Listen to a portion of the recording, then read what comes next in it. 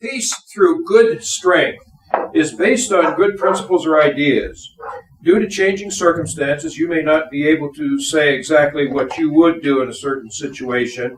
However, you can always state the principles upon which you would act upon. Ideas matter. Please help me welcome Will Doherty. Peace through good strength. Peace through good strength, Will Doherty.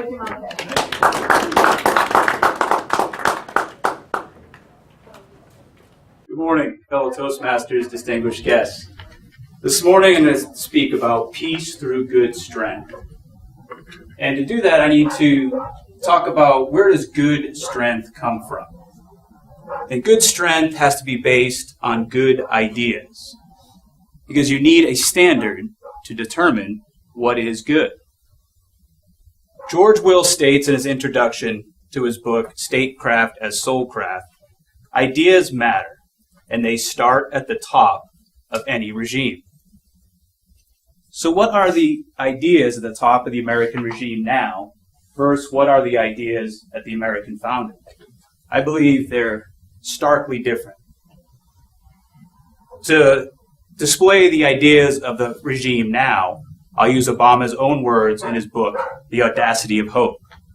Obama says, implicit in the very idea of ordered liberty is there are no absolute truths.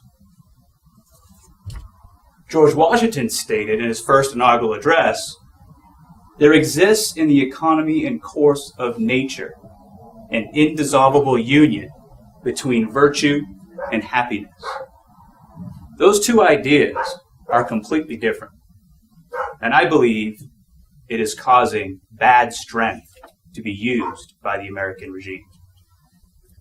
Let me back up a little bit and discuss why it is important to have good ideas. I'm going to use an example of building a bridge, simple example. How to build a bridge is very difficult. You have to engineer some drawings, you have to survey the land, you have to put together a scope of work and a narrative. Then you have to send that whole package out to general contractors. The general contractors will review the prints, review the scope. They will look at the cost, how to procure the equipment. They'll look at the schedule, logistics. Do we have to reroute traffic? Do we have to reroute water? Do anything like that? They will propose back. That's the how to build the bridge, and that's difficult. But the how is still lesser than why to build the bridge in the first place.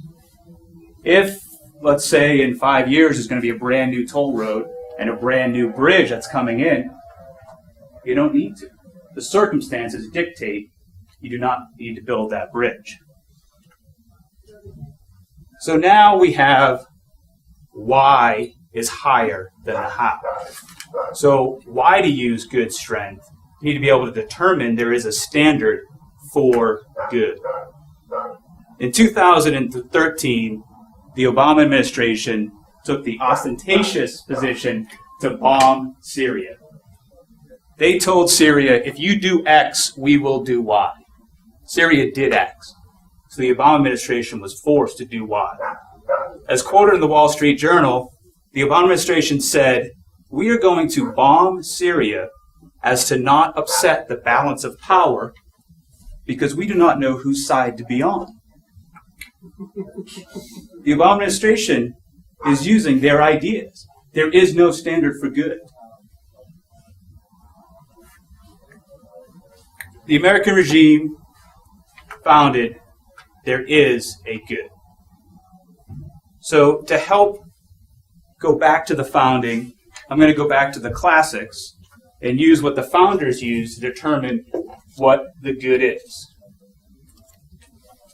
To introduce and get us in the mood for the classics, I'm going to quote from Dante's Divine Comedy.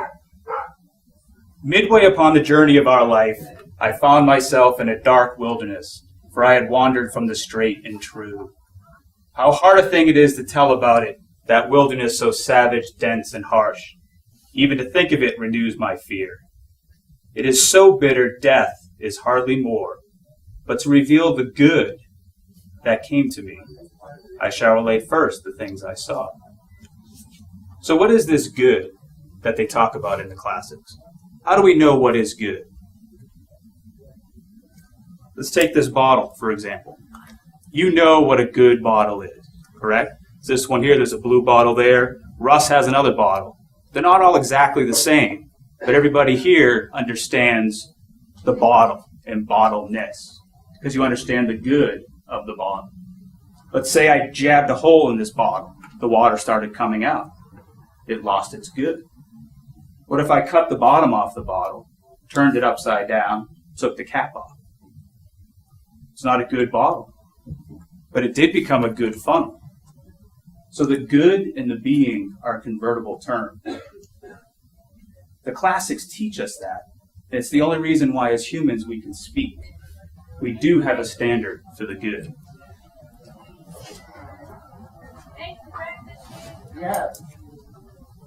Proposed here, we must decide what our ideas are in the American regime.